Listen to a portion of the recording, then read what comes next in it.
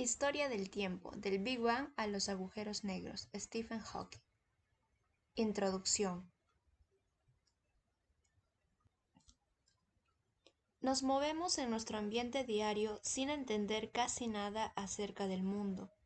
Dedicamos poco tiempo a pensar en el mecanismo que genera la luz solar que hace posible la vida, en la gravedad que nos ata a la Tierra y que de otra forma nos lanzaría al espacio, o en los átomos de los que estamos constituidos y de cuya estabilidad dependemos de manera fundamental. Excepto los niños, que no saben lo suficiente como para no preguntar las cuestiones importantes.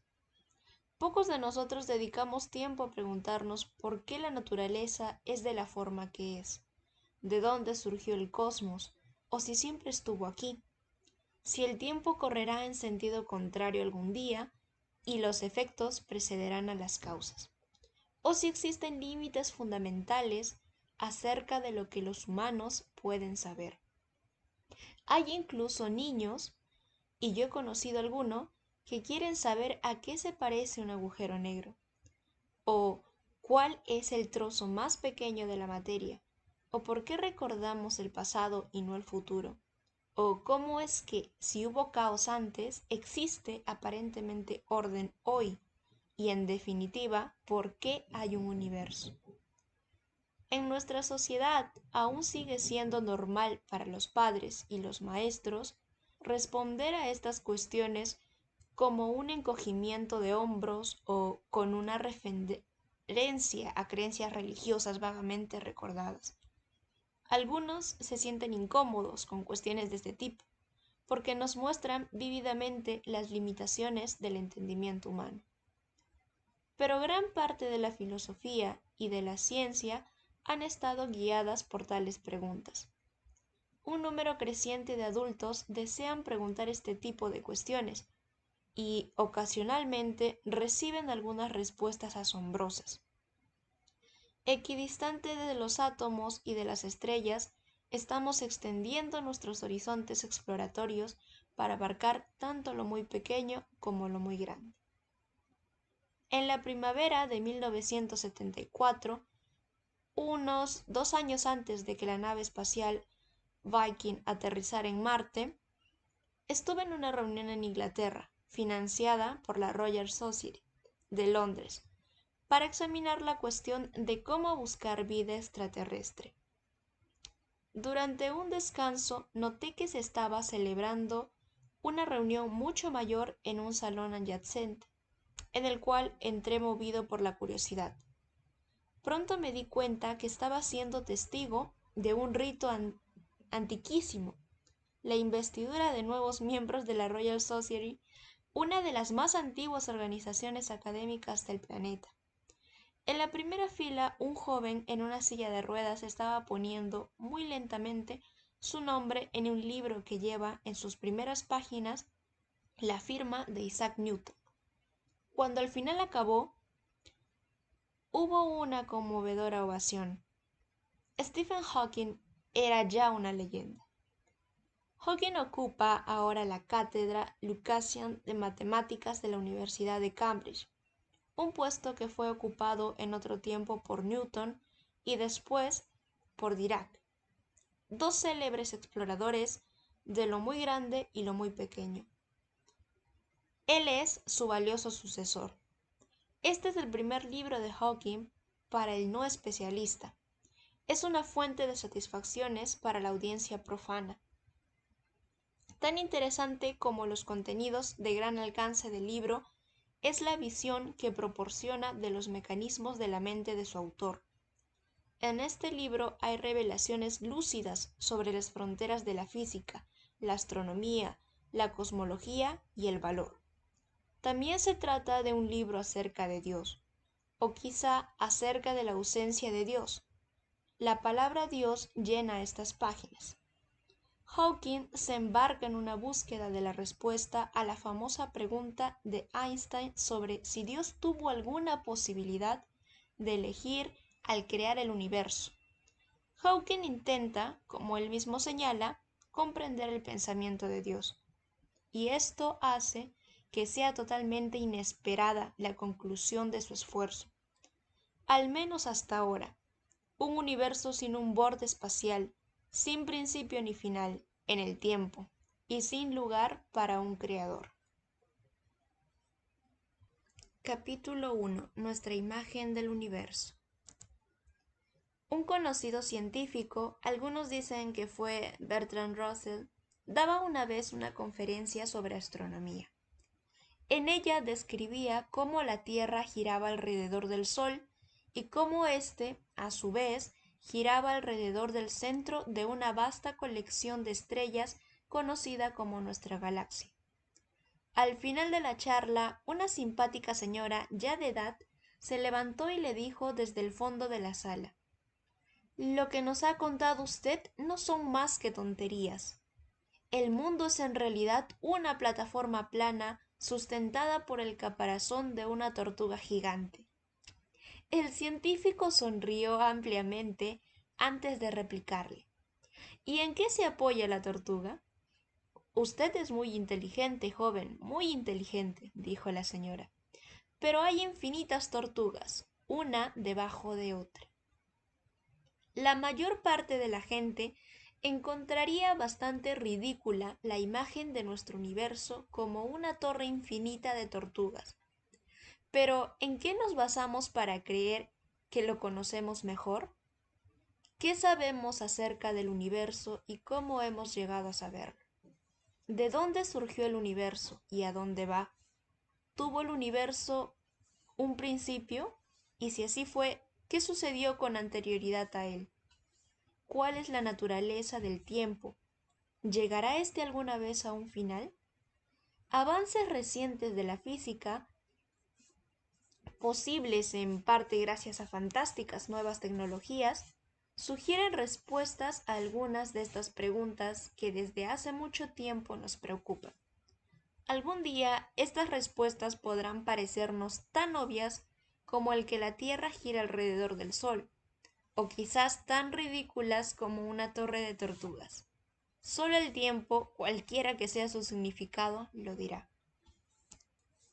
Ya en el año 340 a.C., el filósofo griego Aristóteles, en su libro De los cielos, fue capaz de establecer dos buenos argumentos para creer que la Tierra era una esfera redonda en vez de una plataforma plana.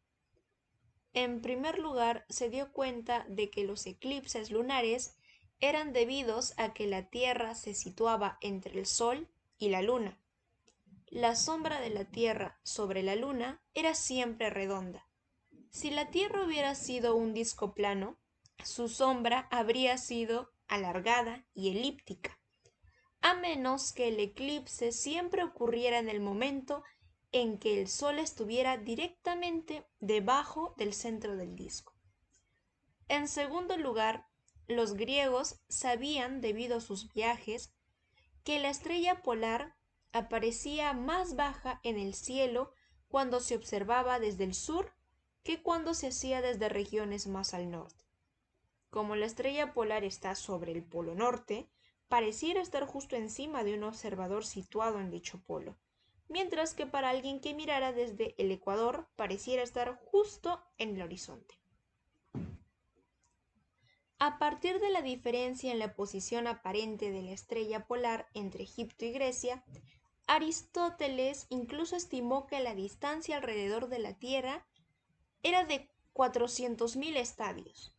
No se conoce con exactitud cuál era la longitud de un estadio, pero puede que fuese de unos 200 metros, lo que supondría que la estimación de Aristóteles era aproximadamente el doble de la longitud hoy en día aceptada. Los griegos tenían incluso un tercer argumento en favor de que la Tierra debía ser redonda. ¿Por qué si no ve uno primero las velas de un barco que se acerca en el horizonte y solo después se ve el casco?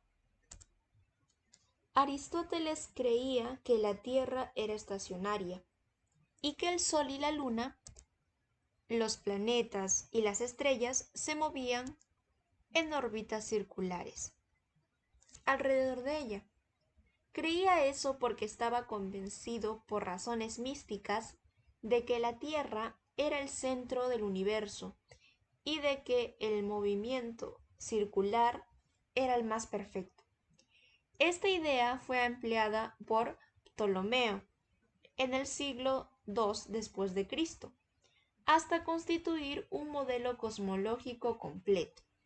La Tierra permaneció en el centro, rodeada por 8 esferas que transportaban a la Luna, el Sol, las estrellas y los 5 planetas conocidos en aquel tiempo: Mercurio, Venus, Marte, Júpiter y Saturno. Los planetas se movían en círculos más pequeños, engarzados en sus respectivas esferas, para que así se pudiera explicar sus relativamente complicadas trayectorias celestes. La esfera más externa transportaba a las llamadas estrellas fijas, las cuales siempre permanecían en las mismas posiciones relativas, las unas con respecto de las otras, girando juntas a través del cielo. Lo que había detrás de la última esfera nunca fue descrito con claridad, pero ciertamente no era parte del universo observable por el hombre. El modelo de Ptolomeo proporcionaba un sistema razonablemente preciso para predecir las posiciones de los cuerpos celestes en el firmamento. Pero, para poder predecir dichas posiciones correctamente, Ptolomeo tenía que suponer que la Luna seguía un camino que la situaba en algunos instantes 2 veces más cerca de la Tierra que en otros. Y esto significaba que la Luna debería aparecer a veces con tamaño doble del que usualmente tiene. Ptolomeo reconocía esta inconsistencia, a pesar de lo cual su modelo fue amplio, aunque no universalmente aceptado.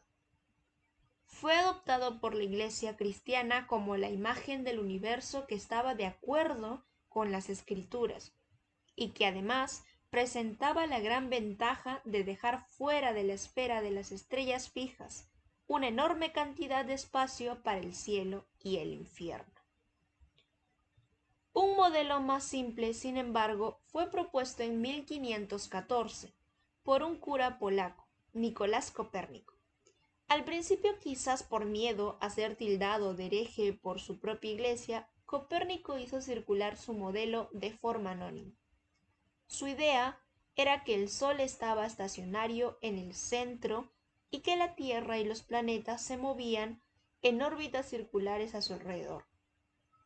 Pasó casi un siglo antes de que su idea fuera tomada verdaderamente en serio. Entonces, 2 astrónomos, el alemán Johannes Kepler y el italiano Galileo Galilei, empezaron a apoyar públicamente la teoría copernicana. A pesar de que las órbitas que predecía no se ajustaban fielmente a las observadas, el golpe mortal a la teoría aristotélico-ptolemaica llegó en 1609. En este año, Galileo comenzó a observar el cielo nocturno con un telescopio que acababa de inventar.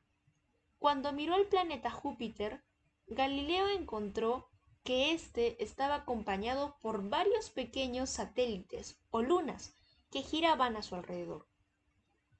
Esto implicaba que no todo tenía que girar directamente alrededor de la Tierra, como Aristóteles y Ptolomeo habían supuesto.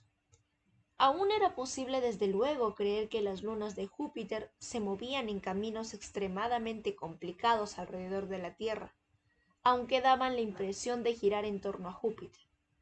Sin embargo, la teoría de Copérnico era mucho más simple. Al mismo tiempo, Johannes Kepler había modificado la teoría de Copérnico, sugiriendo que los planetas no se movían en círculos, sino en elipses. Un elipse es un círculo alargado. Las predicciones se ajustaban ahora finalmente a las observaciones.